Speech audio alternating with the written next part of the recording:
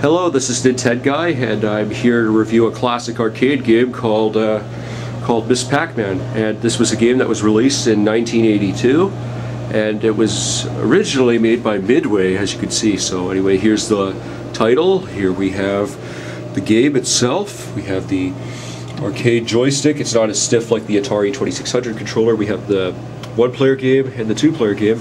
And if you look below, we have the 25 cents for each slot. And so yeah, let's begin with the gameplay, shall we?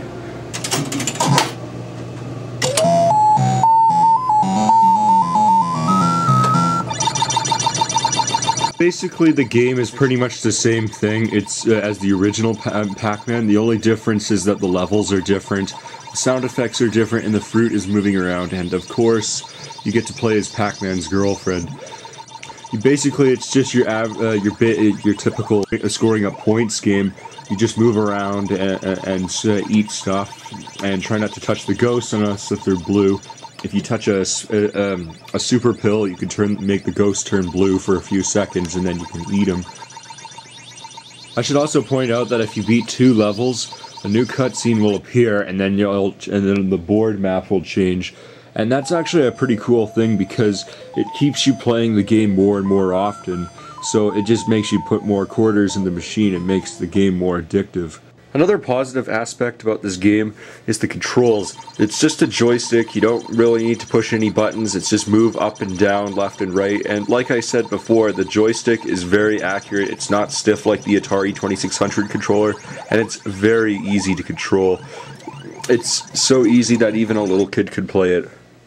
This game is on other consoles as well. I have an Atari 2600 version of Miss Pac Man. It's a really good version, but since it's on the Atari, it's not 100% accurate as the arcade version. But if you want something that's a bit closer to the arcade version, I heard that the Sega Genesis version of Miss Pac Man was pretty good. And there's also another version on the Xbox 360 which you can download from the Xbox Live Marketplace, but you need Xbox Live to download it.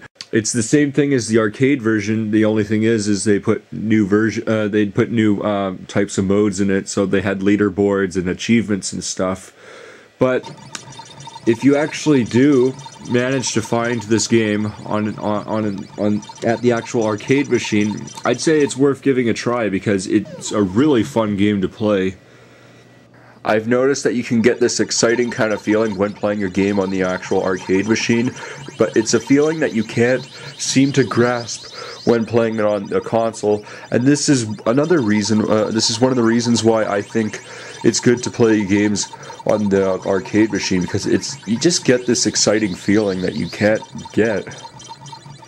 Now, there are some problems I have to say with this game. When you get to a really high level, the game starts moving really fast, and sometimes you might have a hard time turning around corners and stuff because your character's moving so fast. It doesn't happen a lot, but sometimes it may happen.